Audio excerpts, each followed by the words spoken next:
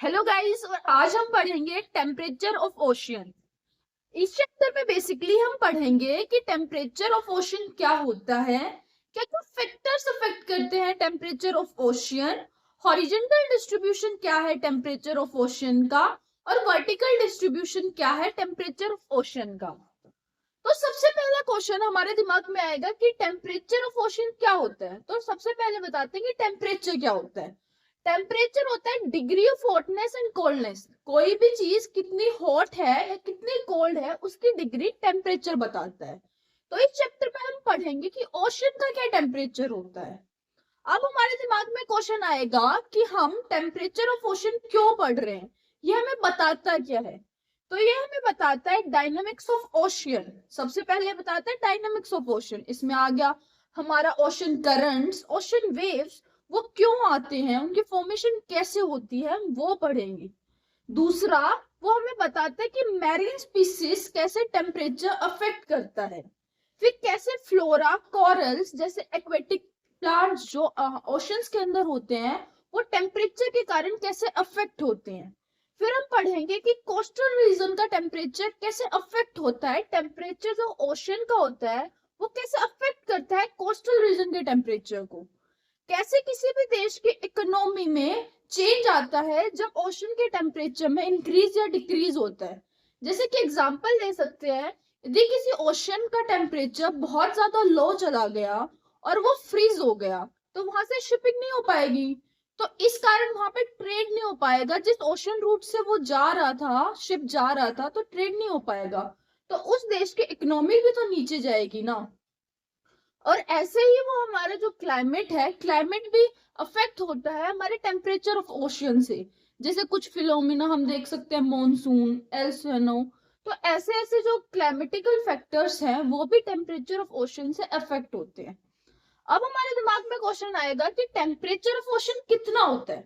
तो एवरेज जो टेम्परेचर होता है ओशन का वो होता है 26.5 डिग्री। बट हर एक ओशन, ये तो एवरेज टेम्परेचर है, बट हर एक ओशन का अलग अलग एवरेज टेम्परेचर होता है। हमारा इंडियन ओशन का जैसे कि 25 डिग्री सेल्सियस है, नॉर्थ पैसिफिक का 32 है, रेड सी का 37 डिग्री सेल्सियस है, पर्शियन का 34.5 है, स्कॉटलैंड सी का 3.3 डिग्री सेल्सियस है। हम देख रहे हैं कि average temperature in India oceans का कितना डिफरेंट डिफरेंट है। ओशन और सी का यहाँ का 25 है तो यहाँ का 3.3 है। तो इतना डिफरेंस क्यों है और डिफरेंट क्यों है, अलग अलग ओशियन का अलग अलग टेम्परेचर क्यों है। क्योंकि आइसोलेशन एक फैक्टर है, इंसोलेशन सॉरी, क्योंकि सनलाइट जितनी भी आ रही है वो अलग अलग आ रही है। कहीं किसी पे तो डायरेक्ट सनलाइट आ रही है, जैसे हमारे इंडियन ओशन पे डायरेक्ट सनलाइट आ रही है। बट जो ओशन पोलर के पास है वहां पे डायरेक्ट सनलाइट नहीं आ रही, वहां पे ऑब्लिक सनलाइट आ रही है, जिसके कारण वहां का टेम्परेचर बहुत लो होता है। तो वहां के ओशन का टेम्परेचर भी बहुत लो हुआ, इसलिए टेम्परेचर में डिफरेंस आता है अलग अलग ओशियन के में। और जो ओशियन टेम्परेचर जो हमारा होता है वो हम थर्मोग्राफ की हेल्प से मेजर करते हैं। डायनल टेम्परेचर रेंज। डायनल टेम्परेचर रेंज क्या होता है, एक दिन का जितना मैक्सिमम टेम्परेचर डे में गया होता है और जितना उसका मैक्सिमम टेम्परेचर नाइट में गया होता है, उन दोनों का जब हम डिफरेंस निकालते हैं तो हमारा डायनल रेंज निकल के आता है। अब हम देखेंगे क्या क्या फैक्टर्स अफेक्ट करते हैं हमारे डायनल टेम्परेचर रेंज को। तो सबसे पहला फैक्टर आता है क्लियरेंस ऑफ स्काई। स्काई कितना क्लियर है, उसमें कितना क्लाउड है या क्लाउड नहीं है।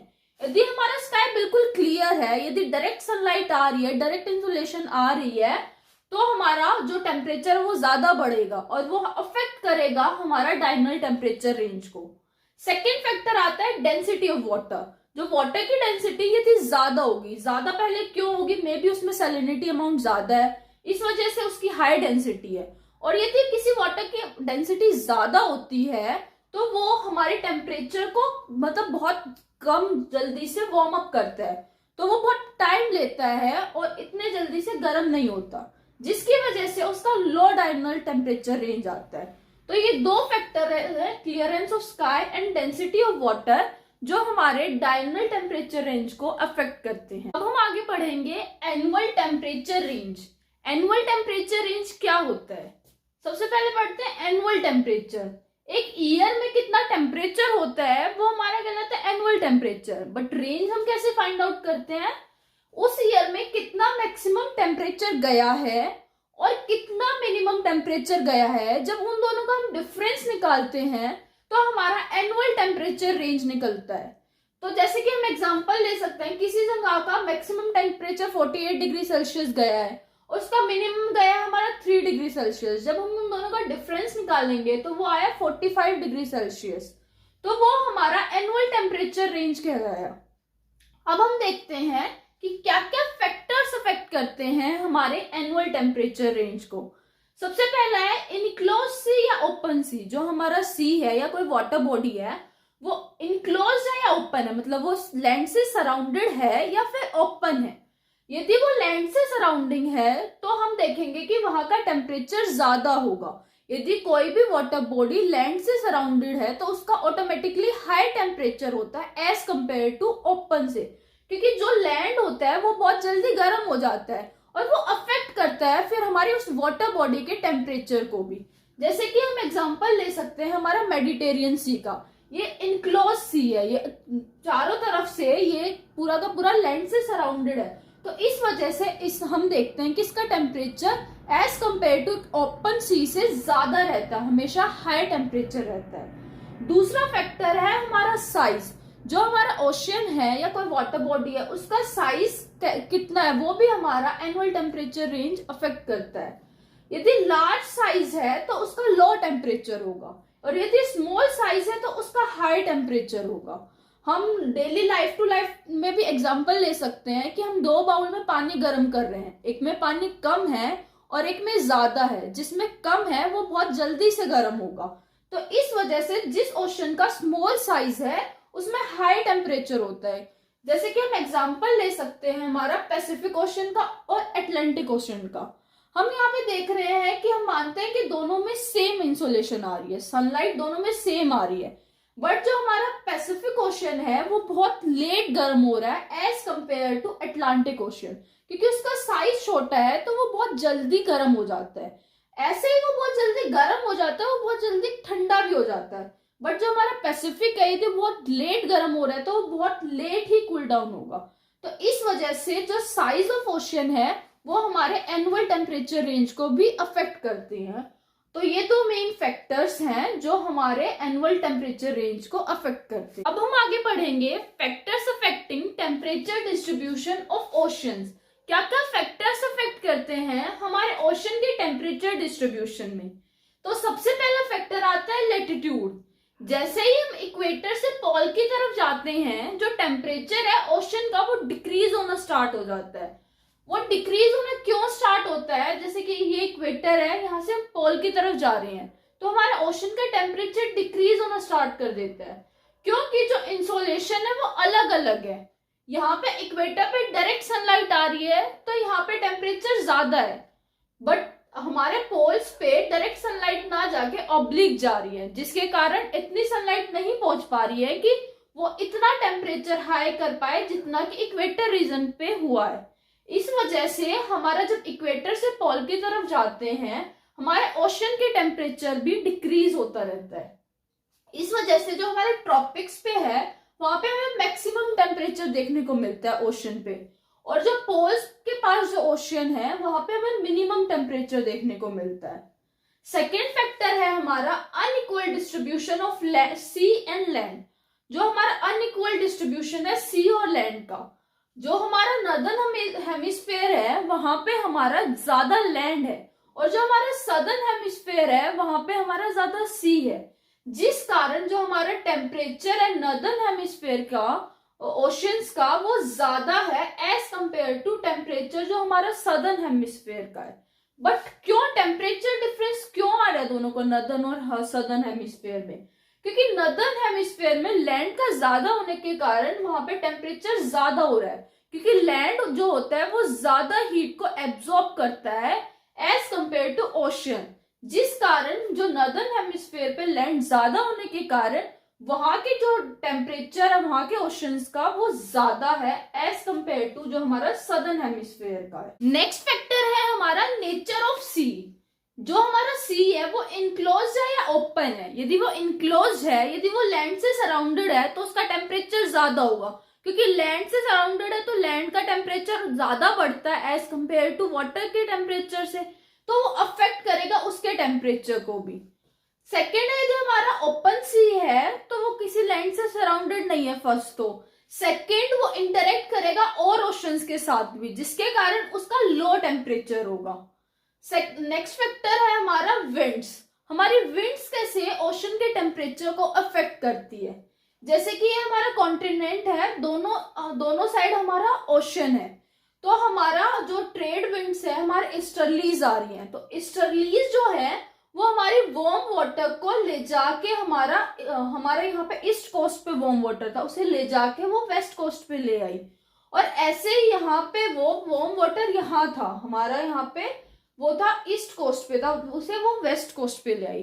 तो जो ट्रेड विंड्स है वो हमारी जो वार्म वाटर को west away from west coast ले जाती है और टूवर्ड्स ईस्ट कोस्ट ले जाती है।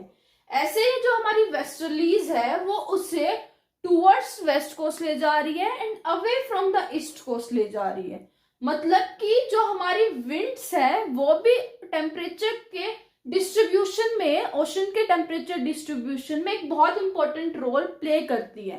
जैसे कि हमने देखा ईस्टर्लीज कैसे वार्म वाटर को वेस्ट टू ईस्ट ले जा रही थी, ऐसे ही वेस्टर्लीज कैसे वेस्ट कोस्ट की तरफ ले जा रही थी और ईस्ट कोस्ट से अवे कर रही थी, तो हमारी विंड्स ऐसे अफेक्ट करती है। अब हम नेक्स्ट फैक्टर पढ़ेंगे, ओशन करंट कैसे हमारे जो ओशन के टेम्परेचर को अफेक्ट करता है। तो ये फैक्टर हमें बताता है कि वार्म करंट और कोल्ड करंट कैसे अफेक्ट करते हैं टेम्परेचर को।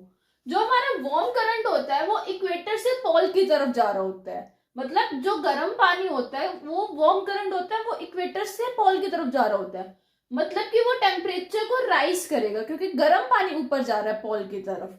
ऐसे जो हमारा कोल्ड करंट है वो पोल से इक्वेटर की तरफ आ रहा है, मतलब ऊपर पोल से इक्वेटर की तरफ आ रहा है, मतलब हमारा कोल्ड ठंडा पानी आ रहा है, तो वो टेम्परेचर को लो करेगा। तो ऐसे ही वार्म करंट और cold current all over the world हमारा टेम्परेचर को डिस्ट्रीब्यूट करने में हेल्प करते हैं। जैसे कि हम एग्जांपल लेते हैं नॉर्थ अमेरिका और साउथ अमेरिका। नॉर्थ अमेरिका में हमारा एक कैलिफोर्निया करंट है, ये पोल से इक्वेटर की तरफ आ रहा है, तो ये यहाँ के टेम्परेचर को लो करेगा। ऐसे यहाँ पे एक और है नॉर्थ अटलांटिक ड्रिफ्ट है, ये हमारा एक वार्म करंट है जो हमारे यूरोप के टेम्परेचर को अफेक्ट करता है, जैसे कि नॉर्वे और लंदन है। वैसे तो ये पोल के आसपास है तो यहाँ का टेम्परेचर कोल्ड होना चाहिए, बट नॉर्थ अटलांटिक ड्रिफ्ट के कारण या वार्म करंट के कारण यहाँ का टेम्परेचर हाई हो गया। ऐसे ही यदि हम देखें हमारा साउथ अमेरिका साइड में, ये हमारा पेरू करंट है जो कि हमारा पोल से इक्वेटर की तरफ आ रहा है, तो ये कोल्ड करंट है, तो ये यहाँ के एरिया को लो टेम्परेचर करेगा। ऐसे ही हमारा ब्राजीलियन करंट है जो हमारा इक्वेटर से पोल की तरफ जा रहा है, ये वार्म करंट है तो ये यहाँ के टेम्परेचर को हाई करेगा। ये हमें बता रहा है कि कैसे वार्म करंट, कोल्ड करंट कैसे हमारा टेम्परेचर, ओशन के टेम्परेचर को कैसे अफेक्ट करते हैं, कैसे ओशन करंट्स हमारे बाकी सारे ओशंस को, बाकी पूरे ओशन के टेम्परेचर को कैसे अफेक्ट करते। अब हम देखेंगे हॉरिजेंटल डिस्ट्रीब्यूशन क्या है ओशन के टेम्परेचर का। सबसे पहले जब हम इक्वेटर से पोल की तरफ जाते हैं तो हमारा जो टेम्परेचर है वो डिक्रीज होना स्टार्ट कर देता है। हम जब इक्वेटर से पोल की तरफ जा रहे हैं तो ऑटोमेटिकली टेम्परेचर डिक्रीज होना स्टार्ट कर देगा, उसका फैक्टर तो इंसुलेशन था ही। जैसे ही पोल से जब हम इक्वेटर की तरफ जाते हैं तो टेम्परेचर बढ़ना स्टार्ट कर देता है। 0.5 फ़ारेनहाइट टेम्परेचर पर लैटिट्यूड पे हमारा जो टेम्परेचर है वो रेज करना स्टार्ट कर देता है। जैसे कि हम यहाँ पे पोल से हैं, हम इस लैटिट्यूड से इस लैटिट्यूड पे आएंगे तो 0.5 फ़ारेनहाइट टेम्परेचर रेज होना स्टार्ट कर देगा। और जो हमारा एवरेज टेम्परेचर है जो हमारा ओशन वाटर का वो 26.5 डिग्री सेल्सियस है। अब हम देखेंगे कि सदर्न हेमिस्फेयर और नॉर्दर्न हेमिस्फेयर में टेम्परेचर डिफरेंस कैसे है। जो हमारा नॉर्दर्न हेमिस्फेयर का टेम्परेचर जो ओशन का होता है वो हमेशा ज्यादा होता है as compare to southern hemisphere के टेम्परेचर से, क्योंकि जो नॉर्दर्न हेमिस्फेयर है वहां पे एक तो लैंड डोमिनेंट फैक्टर है, जो लैंड है वो जल्दी गर्म हो जाता है, वो ओशन के टेम्परेचर को भी अफेक्ट करता है। दूसरा है नॉर्थ अटलांटिक ड्रिफ्ट, ये एक वार्म करंट है जो कि हमारे यहाँ नॉर्थ अमेरिका से होकर यूरोप की तरफ जाता है, जिसके कारण जो ये वार्म करंट है इक्वेटर से पोल की तरफ जा रही है, तो ये यहाँ के टेम्परेचर को रेस कर देगा, यहाँ पे हाई टेम्परेचर कर देगा। इस वजह से हमारा नॉर्दर्न हेमिस्फेयर में ज्यादा टेम्परेचर रहता है। अब हमारा सदर्न हेमिस्फेयर में टेम्परेचर कम रहता है। इसका कारण ये है क्योंकि यहाँ पे टेम्परेचर जो रिड्यूस होता है इक्वेटर से जब पोल की तरफ जाते हैं वो बहुत फास्ट होता है, क्योंकि यहाँ पे जमीन तो ओशंस है और लैंड कम है। लैंड के कम होने के कारण और ओशन के ज्यादा होने के कारण यहाँ का टेम्परेचर बहुत जल्दी रिड्यूस हो जाता है। हम देखेंगे कि हमारा हाईएस्ट और लोवेस्ट टेम्परेचर जो ओशन का है वो कहाँ पे है। जो हमारा हाईएस्ट टेम्परेचर है वो है 5 डिग्री नॉर्थ लैटिट्यूड पे, और जो हमारा लोवेस्ट टेम्परेचर हमने देखा है वो है 70 डिग्री साउथ और साउथ पोल के बीच में और 80 डिग्री नॉर्थ और नॉर्थ पोल के बीच में। एट द साउथ पोल पे तो हमें 70 डिग्री साउथ पे ही दिख गया क्योंकि वहां पे टेम्परेचर बहुत जल्दी रिड्यूस हो रहा था, बट नॉर्थ पोल पे हमें 80 डिग्री नॉर्थ लैटिट्यूड पे जाना पड़ा क्योंकि वहां पे लैंड डोमिनेंट फैक्टर है, तो वहां पे थोड़ा टाइम लगा कि वो लोवेस्ट टेम्परेचर पे आ सके। अब हम देखेंगे कि वर्टिकल डिस्ट्रीब्यूशन क्या है हमारे ओशन वाटर के टेम्परेचर का। कैसे जो हमारा जो ओशन वाटर है वो वर्टिकली मतलब कि ओशन डेप्थ के साथ उसका टेम्परेचर कैसे चेंज होता है। तो हमारे ट्रॉपिक्स पे वो 3 लेयर में डिवाइडेड है। फर्स्ट लेयर है हमारी एपीमिलियन लेयर, जो हमारी सरफेस वाटर से लेके 500 डेप्थ तक है। ये जो है ये हमारी डेप्थ शो कर रही है। ये सरफेस वाटर है, ये 500 तक है, ये 1000 तक है, और ये ऊपर वाला हमारा टेम्परेचर शो कर रहा है। तो ये बता रहा है कैसे सरफेस वाटर जिसपे डायरेक्ट सनलाइट आ रही है उसका टेम्परेचर हमारा अराउंड 22 डिग्री सेल्सियस है, कैसे वो डिक्रीज कर रहा है जब वो 500 तक पहुंच जा रहा है। तो ये हमारा एपीमिलियन लेयर में है जो हमारा टेम्परेचर 22 से 25 के बीच में है। यहाँ पे हमारा ग्रेजुअल टेम्परेचर ड्रॉप हो रहा है, मतलब आराम से जो है हमारा टेम्परेचर डिक्लाइन हो रहा है। और इसी लेयर में एक है फोर्टिक जोन। फोर्टिक जोन मतलब ये हमारी 200 मीटर तक होती है, जिसमें फोटोसिंथेसिस पॉसिबल है। मतलब यहाँ पे कुछ ऐसे एक्वेटिक प्लांट्स मिल सकते हैं जो फोटोसिंथेसिस के हेल्प से ग्रो कर रहे हैं। तो एपीमिलियन लेयर हमारी फर्स्ट लेयर है। सेकेंड है हमारी मेटामिलियन लेयर।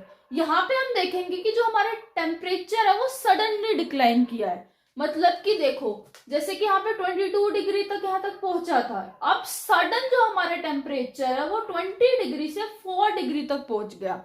ये सडन टेम्परेचर डिक्लाइन को हम थर्मोक्लाइन भी कहते हैं, और ये हमें मेटामिलियन लेयर में दिखता है। तो यही है कि ये लेयर हमारी 500 से 1000 मीटर की डेप्थ तक है। इसमें सडन टेम्परेचर डिक्लाइन हो रहा है जो हमने देखा 20 डिग्री से 20 डिग्री सेल्सियस से 4 डिग्री सेल्सियस तक हमारा टेम्परेचर आ गया, जिसे हम थर्मोक्लाइन भी कहते हैं। सडन टेम्परेचर को हमारे सडन टेम्परेचर जब गिरते हैं इसे हमें थर्मोक्लाइन भी बोल रहे हैं। और यहाँ पे जो हमारी सनलाइट है वो पहुंच नहीं पाती इस लेयर में। अब हमारी थर्ड लेयर वो है हाइपोमिलियन लेयर। ये बिलो 1000 मीटर के नीचे होती है। ओशन डेप्थ में 1000 मीटर से नीचे जो लेयर होती है वो हाइपोमिलियन लेयर होती है। यहाँ पे जो टेम्परेचर जो हमारा डिक्रीज होता है वो बिल्कुल नेग्लिजिबल चेंज होता है। मतलब यहाँ पे आके हम देख रहे हैं कि टेम्परेचर जो डिक्लाइन हो रहा है वो अब रुक चुका है, अब टेम्परेचर और ज्यादा डिक्लाइन नहीं हो रहा है। यहाँ पे नेग्लिजिबल चेंज आ रहा है टेम्परेचर चेंज में। और हम सब ये देखेंगे कि ये 3 लेयर्स हमारी बस ट्रॉपिक्स में ही फॉर्म हो रही है, बट पोल्स पे ये 3 लेयर नहीं फॉर्म हो रही है, क्योंकि इक्वेटर जो है हमारे ट्रॉपिक्स वाले रीजन पे तो सनलाइट आ रही है, बट पोल वाले पे तो सनलाइट जा ही नहीं रही इतनी, इसलिए वहां पे मेनली बस एक ही लेयर रहती है, वो भी बस एक कोल्ड लेयर रहती है। ज्यादा से ज्यादा ऊपर एक कोल्ड लेयर है, नीचे थोड़ी और कोल्डर लेयर है। तो ये हमारा वर्टिकल डिस्ट्रीब्यूशन है ओशन के टेम्परेचर का।